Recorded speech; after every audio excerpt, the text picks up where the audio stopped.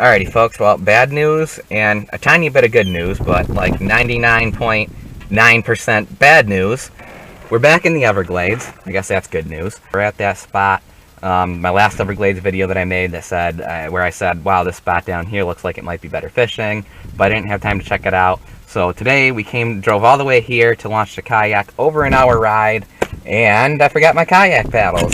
So that is the bad news. The slight hair of good news, I've never been to this spot before, I didn't know what to expect, and there is a ton of bank fishing. Like 15 different canals that all connect right here.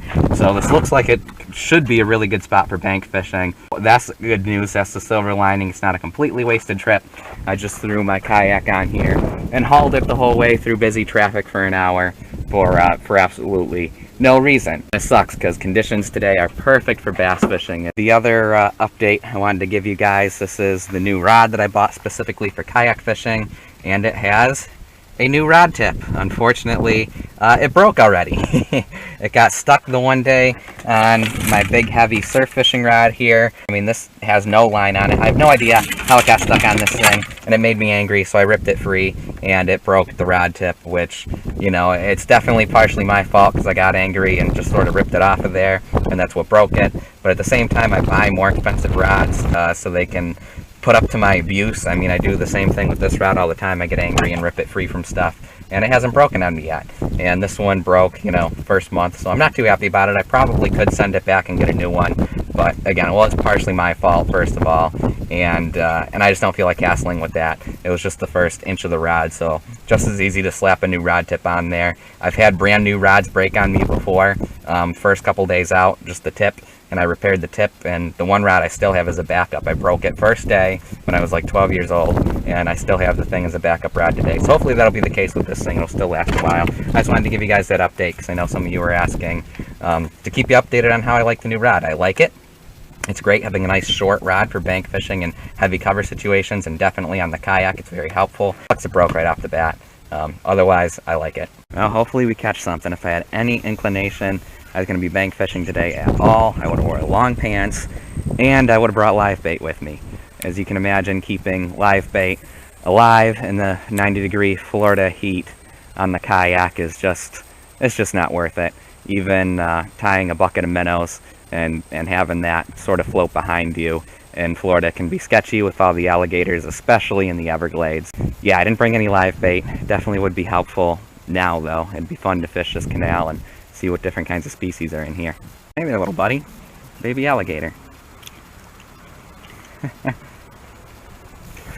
The alligators are so cool. Well, we made to the main swamp. Looks like kayak bass fishing heaven. And I don't have my kayak. Well, I have my kayak. I don't have a paddle for my kayak. So yeah, this sucks. Alright, finally got a fish. Is this my gar finally? Or is it a pickerel? Ah, it's a chain pickerel. Alrighty. Cool, first pickerel of the year. Prior to coming to Florida, I'll be honest, I didn't realize that there were chain pickerel in Florida. I sort of thought they were a northern species like pike.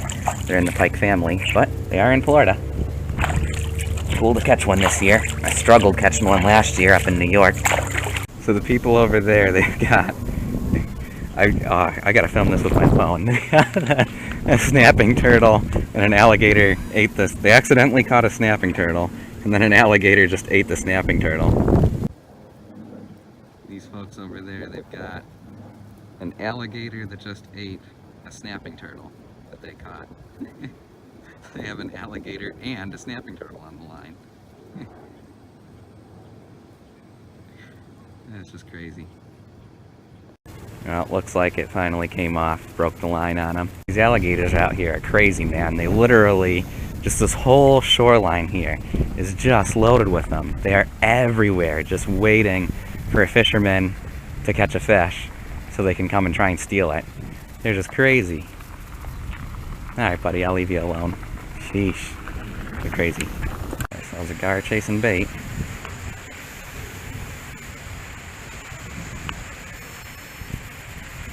There we go. Oh, I missed him. I had the hit, man. I had the hit. Before that cast, I had a gar following it in. The gar are here. How to catch them, how to catch them. No. Oh crap. I'm gonna have to walk over there and get that. Just found the line. There it is. Whew. Wow. That really got jammed in there. Watch out for snakes. Okay. Cool. We got our bucktail jig back. Beautiful sunset out here. I'm fishing below the spillway here where the gar are. What they're building over here. Probably not supposed to be back here. I'm in a construction zone right now, but looks like that might be a fishing dock eventually. Alrighty, well, time to officially call it quits here in the Everglades. One pickerel. Alrighty folks, well, we're officially calling it quits. It's gorgeous out here, another gorgeous day in Florida. Obviously, things today didn't go the way I wanted them to. I have a feeling if I was out on the kayak, I would have done much better fishing. I'm sure I would have been slaying them bass. Again, I'm glad to catch a pickerel. I didn't realize that they were in Florida at all. I always thought that they were a northern fish, so it's cool I caught one this year. I had a hard time catching one last year. We don't have many of those in western New York, which isn't a bad thing. They're all over in the southern Finger Lakes. That's where I ended up catching one last year. It was also cool just to kind of do something different and do some people watching, I guess. That was crazy, man. That one family, they were using live bait. That's the other thing that I think would have really made today a whole different story. If I had live bait with me, I could have caught all kinds of crazy fun stuff in the canals. Maybe tried even adding some new species to the list. If I had minnows, I'm sure those gar would have been slamming minnows. Yeah, it sucks, but didn't have live bait with me. But that one family that was using live bait, man, yeah, they were crushing bass and gar and different stuff off of that cement pad that they were fishing on. And they're just surrounded by alligators because they were the only ones catching fish. There's lots of other people fishing. They say that like 10% of the fishermen catch 80% of the fish or whatever. And that's a completely true statistic. You see it whenever you're fishing these places where there's lots of other people. Those of you that fish the salmon runs on Lake Ontario and even the steelhead runs on Lake Erie know that that's a true statistic. It's always like one guy or one group of people that figures it out and is catching them. Well, today it was that family. So all the alligators were they were over there big time, man. And it's crazy. Like the mother, she had this stick with like a whip on the end of it and was literally having to like whip these alligators when they got too close to their kids, like when they came too close to the cement block. And every single fish, they had to reel it in really fast and get it away from the alligator. And then they hooked at one point a huge snapping turtle, because again, they're using live bait. And sure enough, they're trying to get the snapping turtle off, struggling with it, and then whoodoosh, the one big alligator grabs the snapping turtle. It was crazy, man. I filmed a little bit of it, but you couldn't really see what was going on. I wish I had the balls to go over there and just, be like, hey, can I film you guys for, 20 minutes and show people this crazy stuff that's going on? But would have made great content. I don't really have the balls to do that yet, especially out here in Florida where nobody knows me. It would have been weird. I thought it was so crazy, those alligators that I got close to on my kayak last time I was out here. But that's just every day here, man. Especially at this part of the Loxahatchee Refuge and Parkland, the southern refuge, man. That whole bank was just lined with alligators just waiting for somebody to catch a fish. So if you want to get up close and personal with alligators, this is definitely the place to go, man. They're everywhere in here. Anyway, I'm rambling. See you guys in the next fishing adventure, and be sure to subscribe.